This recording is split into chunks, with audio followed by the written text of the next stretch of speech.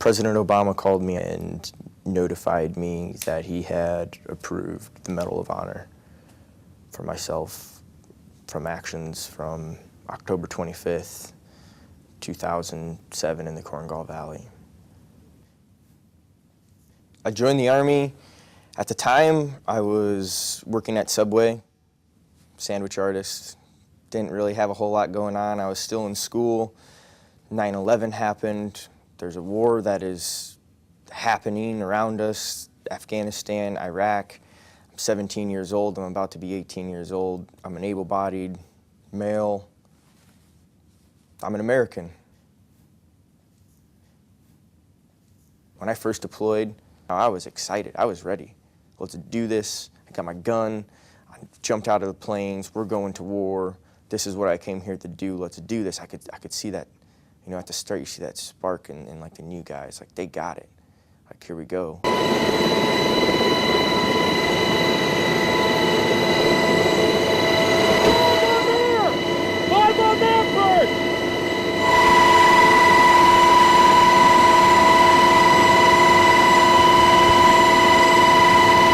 You know, when I got there, I knew that I had a very, very aggressive bunch. From Iraq and from Afghanistan the previous time, their reputation preceded them.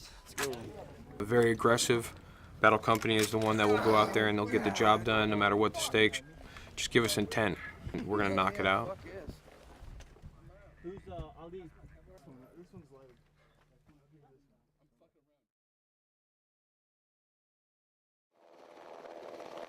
The Rock Avalanche, we went up to the Talisar and Abascar to be in basically blocking positions to prevent the enemy from coming from the Korengal Valley, where they all were, so the Chosen Company could check out some villages that we had never been to. And yeah, I knew there was bad guys there. I knew they were going to come at us. We knew that they were coming at us because they were down in Landigal. OP Restrepo was seeing them down in Landigal. I knew they were coming the whole time.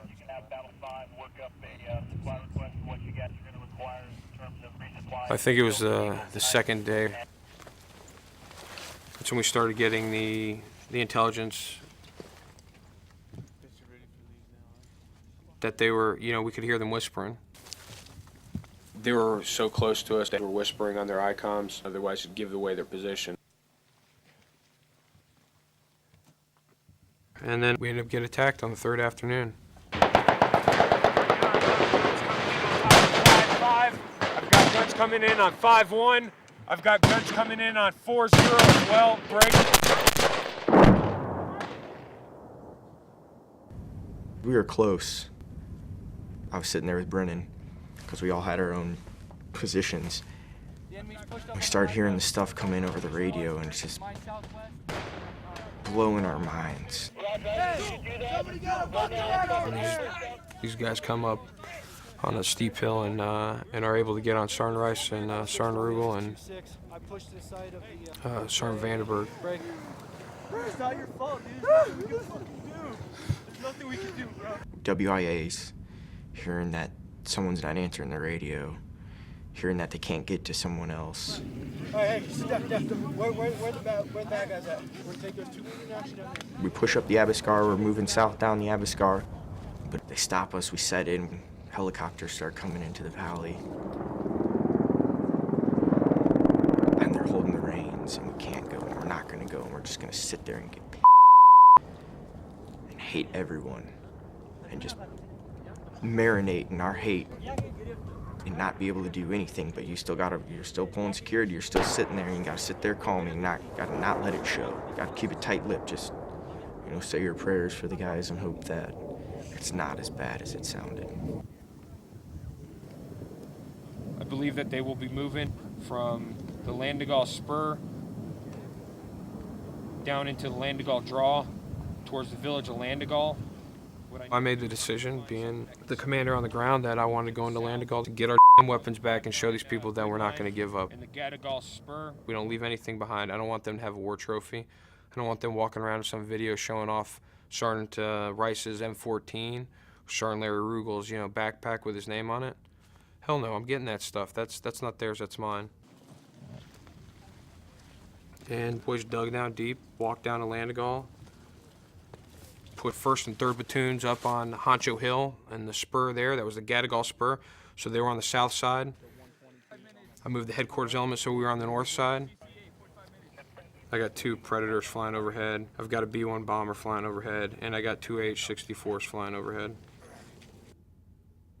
So while I got all these assets, I tell 1st platoon to go ahead and start moving down from Honcho Hill. We didn't move that far. I try to forget a lot of this. It benefits me in the long run, and kind of coming back and doing all these things, talking about it, wrenches the gut. We didn't move that far. I don't know how far we really moved in the end, maybe 100 meters, 50 meters, I don't know. And as they move down, the enemy puts together probably the most audacious fight that I've ever seen or heard of. They set up a good ambush. They did what we would have done. That's a good ambush, the L-shaped ambush. It's logistically pretty darn efficient. Something like 30 or 40 RPGs are shot at 1st platoon's lead squad, separating them from the rest of the platoon. Bullets, a wall of bullets at everyone at the same time with one crack and then a million other cracks afterwards with, it's not so much that it's a tracer and then a round and then a tracer. It's probably a tracer and like 4 rounds and a tracer, and it is just filled with tracers everywhere. Shoot everybody in that squad at least once, either in the IBA or in the helmet or in their leg or something like that. I got hit like down in the plate. I got hit in the plate like someone pushed me more. It didn't even feel like I got hit down here. It felt like someone just kind of like knocked me. But right almost simultaneously when that happened, I'm looking at Sergeant Gallardo, and I watched his head kind of do one of those, I don't know, an abnormal twitch. People don't twitch their head, not at a time like this. And his head knocked, and then he started kind of falling down. I thought he got shot in the head. He got shot in the helmet, but I thought, who knows what that is. I thought he got shot in the head. And all the while, it's pitch black, and the helicopters can't see anything. They can't engage because they don't know who's who. Airplanes can't tell who's who. Predators can't tell who's who. Nobody knows what the hell's going on. We're going to bring the teams together. We're going to shoot. We're shooting. We're going to throw grenades. We're going to move. We're throwing grenades. We're moving. We're going to shoot. We're going to throw grenades. We're going to move. We're going to shoot. We're going to find someone, got ECRO'd, find next person. And they notice that Sergeant Brennan's gone. Sergeant Brennan's just missing. He calls up Gallardo, tells Lieutenant Wynn, hey, we're missing Brennan. We don't know where he's at. Junta goes running off into the dark. And I was running. It was like this eerie, empty, open, flat space for the most part that I came out on, and kept on running. And I saw 3 guys, and there was 2 guys carrying one guy, and the one had his arms, and the other had his legs. I only knew one of them, and it wasn't the one that I wanted to know. It was Brennan, and he was the one being carried away. So just fucking running and shooting, trying to close the gap with him. And I shot at both of them. I killed one, I guess, at the end, but the other one I shot the shit out if I tried to. But didn't see him, and by the time my magazine was already empty, I was at Brennan. Already at Brennan.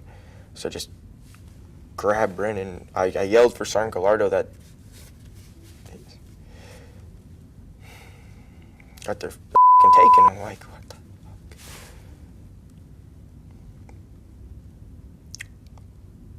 Third time was okay. Yeah. Junta ends up killing 2 guys and wounds 1 other. And repatriates and gets his buddy Sergeant Brennan back. Shot 8 times and the guy's still breathing. They bring him back, helicopters come in, and they're doing great stuff, using the baskets to bring him up and everything like that. See him off, and then leave. We had to divvy up the equipment, so there's people carrying multiple weapons, people carrying extra body armor. I mean, I could feel the weight of carried back Brennan's body armor. I could just feel it in my ruck. I only got back, and Captain Kearney called us together and told us that Brennan had died and Mendoza had died.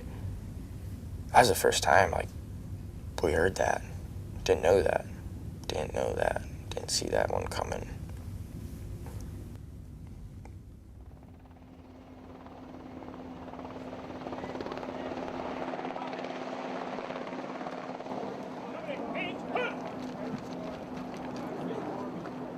Gallantry in action on 25 October 2007 during support of Operation Enduring Freedom, while assigned as a squad leader in Battle Company, 2nd Battalion, 503rd Infantry. His unwavering courage, aggressiveness, tactical skills, and leadership under extreme enemy fire were decisive in his platoon achieving fire superiority and defeating an enemy near ambush. Staff Sergeant Gallardo's performance of duty in a combat zone. Private First Class Cortez's performance. Specialist Rogers' performance. Sergeant Benjamin Robertson for wounds received in action. Sergeant Andrew Regal. Staff Sergeant McDonough's unwavering courage, aggressiveness, and leadership reflects great credit upon himself, the Rock Battalion, the Bayonet Brigade Combat Team, Combined Joint Task Force 82, and the United States Army. What went through your head when you heard you were going to be up for a Medal of Honor? You.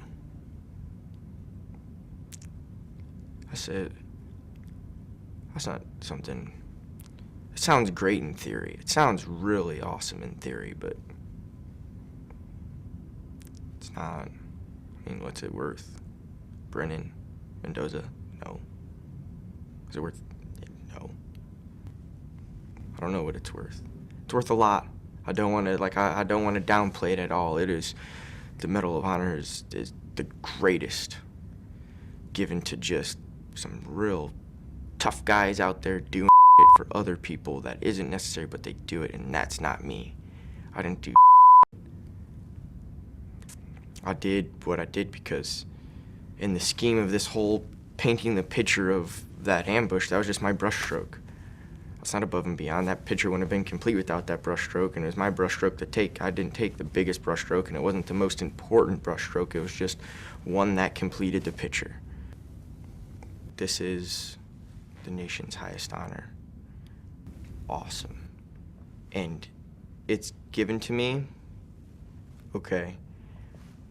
But just as much as me, every single person that I've been with deserves to wear it, deserves to. They are just as much of me as I am. Out of all these people that I've been with, out of 2 combat tours, I'm sitting here in the studio with you right now, and Battle Company, 2nd of the 503rd, the 173rd is out there doing it again, just being brave. My name in lights doesn't look that good, but if I can bring everyone else's name with me, then cool. I think that looks pretty good with everyone else's name there.